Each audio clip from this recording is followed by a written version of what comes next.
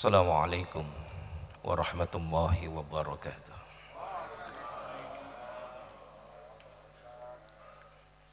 Hamidan wa musalliyan alhamdulillahi rabbil alamin. Allahumma salli wa sallim ala sayyidina Muhammad wa ala alihi wa sahbihi ajma'in, amma ba'du. Hadirin jamaah salat subuh yang dimuliakan oleh Allah Subhanahu wa taala. Alhamdulillah kita sudah memasuki 10 hari yang kedua. Di antara hikmatut tasyrik, puasa Ramadan, secara medis ternyata 10 hari pertama itu tubuh kita melakukan detoksifikasi. Jadi bukan hanya sekedar ibadah puasa itu berpahala, tetapi ternyata syariat Islam itu begitu luar biasa. Karena dari 1 tahun 11 bulan, 1 bulan itu Allah memberi kesempatan tubuh ini untuk melakukan istilahnya apa ini? Pit stop ya. 10 hari pertama dalam dunia kesehatan ternyata ketika orang berpuasa di 10 hari yang pertama, itu tubuh kita melakukan yang disebut dengan proses detoksifikasi. Maka bawaannya 10 hari pertama apa? Pusing. Apa lagi? Lemes. Itu wajar karena tubuh melakukan detoksifikasi. Racun-racun yang ada di dalam tubuh itu dimatikan oleh sel-sel dalam tubuh kita sendiri, kemudian dikeluarkan dalam bentuk BAB, dalam bentuk keringat, dalam bentuk air seni.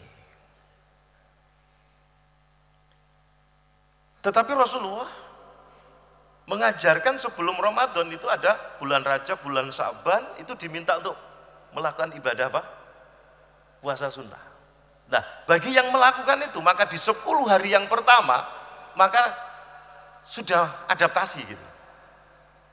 Karena ada 3 fase ternyata. Di 10 hari yang pertama itu tubuh melakukan proses detoksifikasi. Ketika masuk di 10 hari yang kedua, proses detoksifikasi itu mulai melambat dan terjadi proses yang kedua, rejuvenasi, yaitu peremajaan sel. Maka di 10 hari yang kedua kita sudah mulai bisa beradaptasi, betul ya? Wis koyok enggak seperti puasa sudah. Dan di 10 hari yang ketiga terjadi stabilisasi di dalam tubuh kita. Tapi ini berlaku syaratnya sahur dan bukanya bukan balas dendam. Tapi kalau buka dan sahurnya balas dendam, sami mawon. Nanti tarawih enggak kuat. Saya belum menyampaikan materi ini, baru mukadimah ini. Pokoknya saya 15 menit, 20 menit karena kita nanti kerja. Ya, sip. Yang penting itu tek-tek gitu aja. Bapak Ibu, jadi syariat Allah itu pasti mengandung maslahat, betul? Sebaliknya sesuatu itu kalau bertentangan dengan aturan Allah dan Rasulnya, itu pasti membawa madharat. Segala sesuatu itu kalau halal, segala sesuatu itu sesuai dengan perintah Allah, di hati ini terasa tenang, betul? Segala sesuatu itu kalau melanggar aturan Allah, hati kita bisa merasakan gelisah. Jadi kita harus jujur pada diri kita sendiri. Saya mau kasih contoh ekstrim biar mudah dipahami.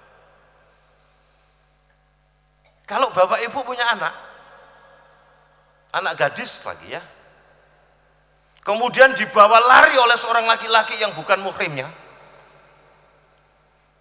dibawa masuk dalam suatu kamar terkunci, kira-kira bapak ibu marah apa seneng? Marah apa seneng? Kalau seneng saya bingung ini. Tapi bandingkan dengan yang kedua. Ada orang datang baik-baik melamar anak bapak, ibu. Kemudian diterima, seminggu kemudian diadakan ijab kabul akad nikah. Sama-sama dibawa masuk kamar terkunci, ya, ditutup. Kira-kira semua yang ada di rumah pada seneng, pada bahagia apa pada marah? Bahkan ada adiknya mau masuk kamar, aja masuk kono, mereka dadi gitu. Apa yang membedakan? Yang pertama tadi apa? Haram, yang kedua adalah halal. Jadi sebenarnya sesuatu itu ketika sesuai dengan perintah Allah, maka hati ini tenang. Sebaliknya kalau sesuatu melanggar aturan Allah, tidak bisa bohong, hati ini resah. Maka aneh kalau ada orang melakukan sesuatu yang haram kok tidak resah. Wah, hati ini wis. Di negeri ini kalau ada orang koruptor begitu ditangkap, nggak malu, dada-dada. Betul apa enggak? Ada yang aneh. Ceramah saya di sini kemarin sudah masuk, diupload media nasional apa? Media online ya. Wah, ini disuting lagi. Banyak wartawan di sini.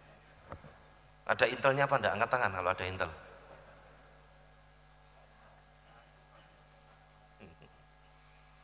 Jadi segala sesuatu itu kalau sesuai dengan aturan Allah, tenang gitu.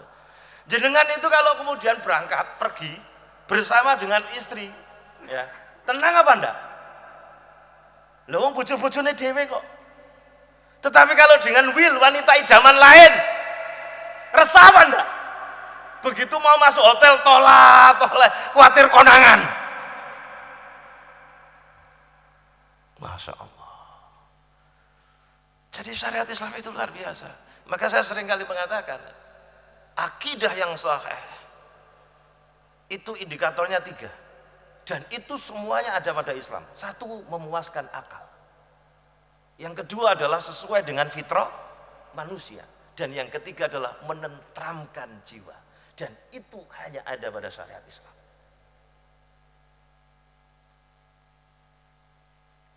Gimana? Lanjut?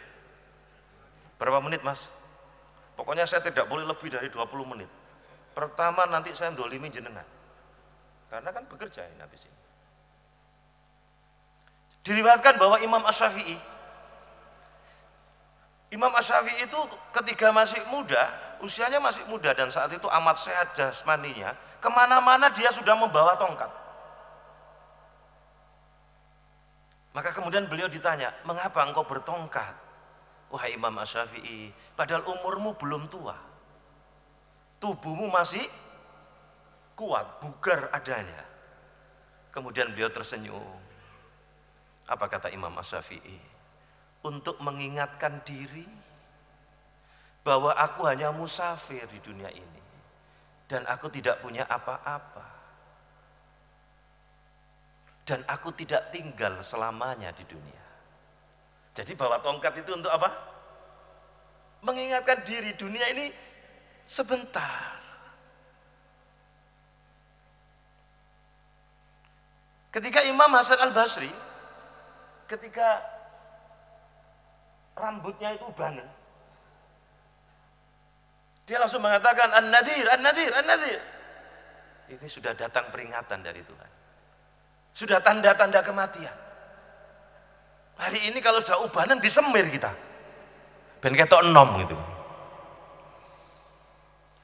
Begitu rambutnya sudah ubanan itu, maka Imam Hasan Al-Basri itu menyiapkan kain kafan dan wangi-wangian. Karena apa? Beliau memahami An-Nadir itu adalah tanda-tanda apa? Kematian. Apa bekal apa yang aku berikan kepada Allah Subhanahu wa taala? Maka dia siapkan kain kafan dan wangi-wangian. Begitu ketika loyo dia tidak semangat, maka dia ambil kain kafan dan wangi-wangian itu, kemudian dia letakkan di wajahnya seakan-akan kain kafan itu membungkus dirinya. Kemudian dia bertanya, apa yang sudah saya siapkan ketika nanti kita menghadap keharibaan Allah Subhanahu wa taala? Saya ketika membaca ini, saya siapkan kain kafan dan wangi-wangian. Saya ditanya oleh istri saya, "Lu kok obi?" Yo, persiapan ono wong mati nanti disumbang no. Padahal persiapan dari saya. Alhamdulillah sudah 10 orang. Mungkin yang ke-11 nanti saya tidak tahu. Jadi mengingat mati itu jadi penting untuk kita melakukan evaluasi bahwa hidup ini cuma sebentar. Sayyidina Ali karramallahu wajhah itu pernah berpesan gini, hal yang paling aku takutkan di antara yang paling aku khawatirkan atas kalian, kata Sayyidina Ali, adalah panjang angan-angan dan memperturutkan hawa nafsu. Kemudian beliau melanjutkan, panjang angan-angan itu melalaikan akhirat, sedangkan menuruti hawa nafsu akan memalingkan dari kebenaran.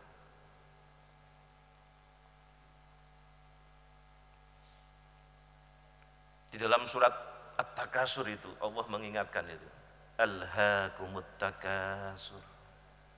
Ya. Jadi di ayat yang pertama ini Allah mengungkapkan bahwa manusia itu sering sibuk bermegah-megahan dengan hartanya, betul? Dengan temannya, dengan pengikutnya yang banyak, petita-petiti gitu kalau bahasa Jawa nih. Koyok-koyok gak matek-matek gitu ya. Dengan hartanya, dengan kekayaannya, dengan pengikutnya banyak, sehingga dia melalaikan Allah, melalaikan amal. Apalagi kalau dekat-dekat 2024 kayak gini. Di Surabaya terawehan lo bagi-bagi duit. Tapi kalau kepada umat Islam, tapi kalau setelah jadi lali sama Islam. Mereka asik dengan berbicara saja, terperdaya oleh keturunan mereka, teman sejawat mereka, tanpa memikirkan amal perbuatan yang bermanfaat untuk diri dan keluarga. Di dalam hadis itu Rasul mengatakan, orang yang cerdas itu adalah orang yang menyiapkan bekal hidupnya setelah mati. Itu orang yang cerdas. Sementara orang yang paling bodoh itu adalah orang yang tahu dia akan kembali kepada Allah, tetapi dia memperturutkan hawa nafsunya.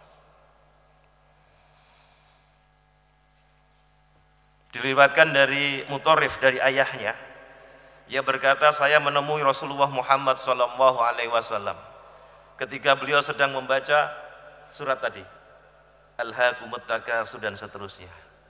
Kemudian beliau bersabda, anak Adam itu berkata, inilah harta saya, inilah harta saya, inilah harta saya. Kemudian Nabi bersabda, wahai anak Adam, engkau tidak memiliki dari hartamu kecuali apa yang engkau makan dan telah engkau habiskan, atau pakaian yang engkau pakai hingga lapuk, atau apa yang telah kamu sedekahkan hingga menjadi miliknya seutuhnya. Adapun yang selain ketiganya akan lenyap dan dia tinggalkan untuk orang selainnya. Riwayat Muslim. Jadi Bapak Ibu, di dalam hadis ini rezeki kita itu ada 3 ini. Segala sesuatu yang kita makan dan minum, ujung-ujungnya jadi apa? Saya ulangi, biar tidak ngantuk. Segala sesuatu yang kita makan dan minum, ujung-ujungnya jadi apa? Kotoran. Tai. Kalau hidup itu hanya orientasinya hanya sekedar untuk makan minum, berarti sebenarnya kita ini ngumpulkan apa? Maka diingatkan oleh Rasul ini. Coba gara-gara rebutan makanan dan minuman, wah orang berani membunuh, betul? Kemudian diingatkan oleh Rasul, kalau saya ringkes jadi 3. Jadi sebenarnya itu rezeki itu ada 3 ini. Segala sesuatu yang kita makan dan minum ujung-ujungnya jadi kotoran. Segala sesuatu yang kita pakai kalau tidak terpakai lagi jadi apa? Sampah. Betul? Jadi gombal. Betul apa enggak? Dan yang ketiga, apa segala sesuatu yang diberikan oleh Allah itu jadi investasi akhirat apa enggak? Kalau kita sedekahkan. Maka kalau kemudian ketika ini kita bekerja, ketika kita mencari rezeki, kok hanya untuk orientasi 1 dan 2, berarti hanya untuk mengumpulkan kotoran dan sampah. Tidakkah kemudian Rasul mengingatkan untuk investasi akhirat?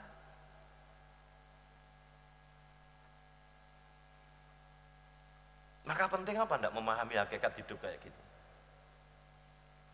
Karena hidup cuma sebentar, sudah pernah saya sampaikan kan? pada saat sholat tarawih. Di antara titik kelahiran dan titik kematian itu sangat singkat. Kalau satu hari di akhirat itu 50.000 tahun, maka 70 tahun hidup di dunia itu ketemunya cuma 2 menit 1 detik. Iku nek guyonane arek Surabaya, gawe rokokan nang akhirat. Wis entek gitu. Begitu rokokan sak sedotan, wis kiamat rek gitu. Padahal di neraka tidak ada rokok ya. Sebab kalau ngerokok butuh api. Di surga tidak ada api. Berarti kalau ngerokok berarti butuh api. Makanya kemudian ketika ahli surga itu kemudian kepingin rokok misalnya, rokok itu teko. Terus begitu Arab rokok, dia izin sama malaikat Ridwan. Wahai malaikat, aku kepingin rokok teko dewi. Tapi gak iso cak rokok malaikat, butuh api. Jare malaikat Ridwan, ya kon metu surga kono. Saiki mlebu neraka. Takok Malik. Metu. Begitu takok Malik ngono. Wahai malaikat Malik, aku kepingin rokokan, aku nang surga kok kon metu. Lho kon kepingin rokokan, kepingin ayo mlebu gitu. Jadi sing rokokan itu hati-hati ya, nanti iku gak ono. Guyon. Saya itu pernah diundang Sampurna Bapak Ibu sekalian. Jadi ternyata pemilik Sampurna, bukan pemiliknya itu, direkturnya Sampurna di Pandaan Pasuruan, itu namanya Jos Ginting Pak. Itu dari Astra, sekarang direktur utamanya Sampurna. Yang saya isi para pensiunan, yang prapurna tugas sebelumnya. Seharian itu dia ngawal saya, nggak ngerokok sama sekali. Kemudian saya tanya, loh bos, jenengan nggak ngerokok? Iya saya nggak ngerokok memang, dan rokok itu berbahaya. Loh Anda ini direkturnya Sampurna nggak ngerokok? Saya tidak bohong Pak Fakih. Maka kemudian di rokok yang kita bikin itu kan saya tulisi itu. Betul apa enggak? Ada tulisannya apa enggak? Maka berarti yang rokok itu enggak bisa baca tulis. Masuk? Seneng. Termasuk pemilik gudang garam. Jadi direktur gudang garam itu enggak pernah saya dapati rokok. Jadi kita ini dibujui berarti ya. Allahumma sholli ala Muhammad. Nah, kembali lagi ke sini. Jadi rezeki kita ini segala sesuatu yang kita makan dan minum, segala sesuatu yang kita pakai, satu ujung-ujungnya jadi kotoran, yang kedua ujung-ujungnya jadi sampah. Maka bagaimana menggunakan rezeki yang Allah karuniakan ini untuk bekal hidup kita setelah mati? Itulah orang yang cerdas. Dan kesempatan yang luar biasa di bulan Ramadan ini. Kenapa? Seluruh amal ibadah itu dilipat gandakan pahalanya.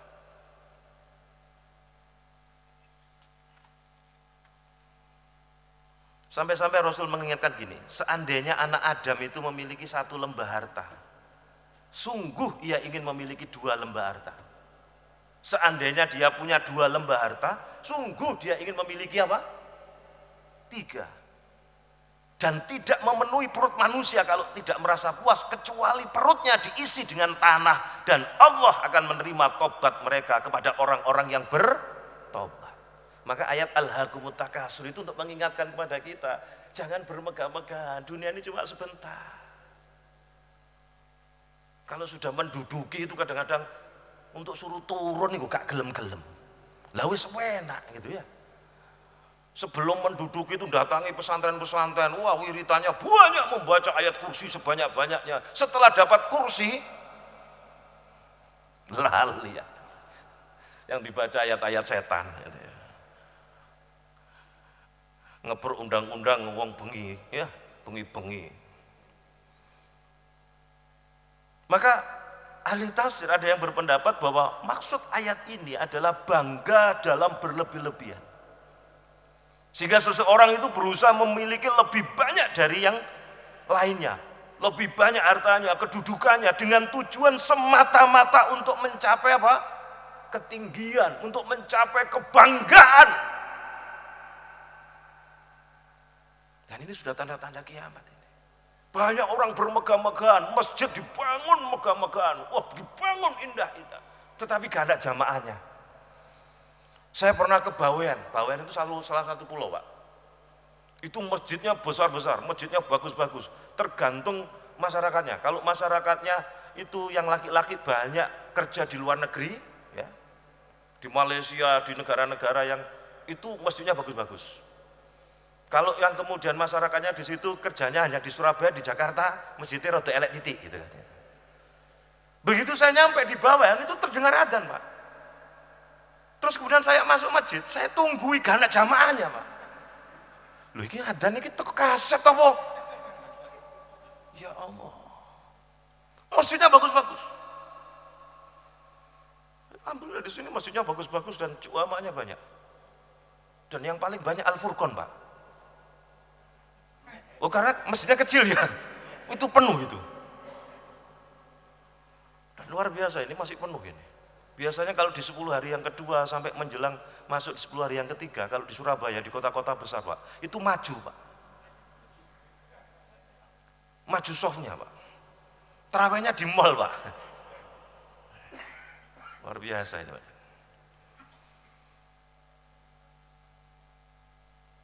Nanti di rumah dibuka surat Al-Hadid, surat ke-57, ayat 20. Sudah berapa menit, Mas? Waduh, kurang 5 menit ini ya. Soalnya saya kalau lihat jamaahnya sudah lihat jam gitu ya, terus duduknya sudah mulai panas gitu kan, itu harus tahu lah kita. Di dalam surat Hadid, surat ke-57 Al-Hadid ayat 20, itu di situ Allah menjelaskan, i'lamu annamal hayatud dunya la'ibun wa lahwun wa zinatun. Ketahuilah sesungguhnya kehidupan dunia itu hanyalah apa? Permainan, sendaguro, perhiasan. Jadi Allah sudah tahulah karakter manusia itu.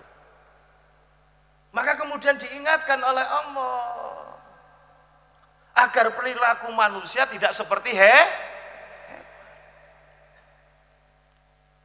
Maka pada ayat ini Allah menjelaskan kepada manusia bahwa kehidupan, kesenangan dunia itu hanya seperti mainan, sesuatu yang lucu, menjadi bahan kelakar antara mereka. Perhiasan untuk melengkapi dandanan-dandanan mereka. Mereka berbangga-bangga dengan hartanya. Mereka berbangga-bangga dengan keturunan yang dianugerahkan kepada mereka. Dan diingatkan dalam ayat ini, dunia itu sifatnya sementara. Jadikan itu semua untuk investasi apa? Akhirat. Jangan orientasinya apa tadi? Ngumpul tai dan sampah. Keadaan ini tidak beda dengan bumi yang kena hujan lebat lalu menumbuhkan tanam-tanaman yang mengagumkan para petani. Kemudian menyebabkan mereka riang, bermuka cerah, merasa gembira. Kemudian berubah menjadi kering dan layu, hancur, berguguran, diterbangkan angin. Maka selanjutnya Allah menjelaskan bahwa di akhirat nanti ada azab pedih yang terus-menerus disediakan bagi orang-orang yang sangat mencintai dunia dan dia meninggalkan amal-amal soleh, melibatkan dirinya ke dalam kemusyrikan dan penyembahan berhala. Di dalam sebuah hadis itu kan dijelaskan umat Islam itu diumpamakan oleh Rasulullah seperti hidangan yang diperebutkan apa? Dan hari ini terjadi. Sampai-sampai kemudian sahabat bertanya, apakah jumlah kami saat itu sedikit atau banyak? Kata Rasul banyak, tapi banyaknya seperti apa? Buih yang berada di lautan. Kemudian dijelaskan Rasulullah penyakitnya apa? Hubbud dunya wa karahiyatul maut. Cinta dunia tapi takut menghadapi mati. Dan ayat 20 Al-Hadid ini ditutup dengan satu ketegasan bahwa kehidupan dunia hanyalah kesenangan yang akan lenyap, hilang serta menipu, dan orang-orang yang condong kepada dunia akan tertipu, akan terperdaya, dan mereka menyangka bahwa kehidupan dunia hanyalah, mereka menyangka bahwa kehidupan itu hanyalah di dunia saja. Padahal dunia ini tadi apa? Sementara. Sampai-sampai Imam Asy-Syafi'i untuk mengingatkan dirinya itu dengan bawa apa? Tongkat. Hatta zurtumul maqabir. Ayat yang berbab kedua. Sampai kamu masuk ke dalam kubur. Selanjutnya Allah menjelaskan keadaan bermegah-megahan tadi. di antara manusia atau dengan usaha memiliki lebih banyak dari orang lain, itu akan terus menerus hingga mereka masuk lubang kubur. Mereka lupa kalau bakalan. Coba kalau mati itu yang kita bawa apa? Tanyakan kapan. Dan amal-amal soleh kita, ilmu yang bermanfaat itu, dan anak doanya anak yang soleh. Terakhir, karena sudah dikasih kode saya. Kenapa kesolehan itu penting Bapak Ibu sekalian? Karena kesolehan itulah nanti yang membuat Allah Subhanahu wa ta'ala memberikan karunia kita nanti di akhirat. Yang membuat Allah memberikan karunia kepada kita untuk menolong keluarga-keluarga kita agar bersama kita masuk surga. Syaratnya adalah keluarga-keluarga kita ini dididik untuk beriman kepada Allah dan dididik untuk mendakwahkan agama Allah. Kalau orang tuanya soleh, bapak ibunya soleh, dan dia mendidik anak-anaknya dengan keimanan tadi, mendidik keluarganya dengan mendakwahkan agamanya Allah, maka jika ketika nanti di yaumul kiamah, ketika nanti di akhirat, kemudian orang tuanya yang soleh ini kemudian dimasukkan oleh Allah ke dalam surga, dan ketika dia lihat ke dalam surga, loh kok tidak ada istriku, kok tidak ada anak-anakku, maka orang yang soleh ini karena kesolehannya ini, ketika dia minta sama Allah, maka dia akan dikumpulkan dengan keluarga-keluarganya, anak dan istrinya. Syaratnya tadi apa? Anak istrinya dididik untuk beriman kepada Allah dan mendakwahkan agama Allah. Sekalipun sebenarnya tidak level untuk masuk surga sebenarnya. Tapi karena anak dan istrinya, keluarganya tadi dididik untuk beriman kepada Allah, syaratnya itu, dan mendakwakan agama Allah, maka Allah memberikan karunia. Orang yang soleh ini akan mendapatkan syafaat dari Rasulullah Muhammad SAW, dan dia bisa minta sama Allah untuk bisa berkumpul bersama keluarganya. Coba hebat apa enggak Islam? Ketika orang tuanya didik anak-anaknya, tapi ternyata anaknya yang soleh dan kemudian anaknya itu masuk surga, maka begitu dia masuk surga, loh kok bapak ibuku ndak ada, kok saudara-saudara saya ndak ada? Selama keluarganya tadi beriman kepada Allah dan dia mendakwakan agama Allah, maka Allah akan memberikan karunia karena kesolehan anaknya tadi, maka keluarganya, orang tuanya akan dimasukkan oleh Allah ke dalam surga bersamanya, sekalipun levelnya sebenarnya tidak sama.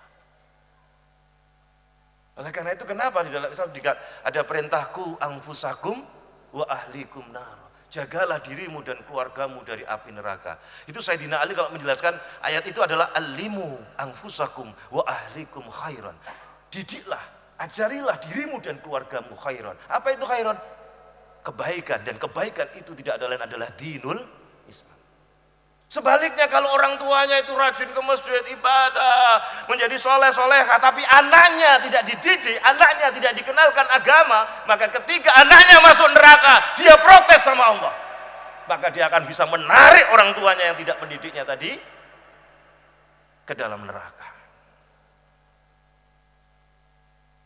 Ini yang membuat saya merinding dan membuat saya bahagia dengan Islam itu. Karena kita dikasih kesempatan oleh Allah Subhanahu wa ta'ala bersama zuriyah keluarga-keluarga kita masuk ke dalam surga. Syaratnya tadi apa? Beriman dan mendakwahkan agama Allah. Aqulu qouli hadza astaghfirullahaladzim. Kurang dan lebihnya saya mohon maaf. Wassalamualaikum warahmatullahi wabarakatuh.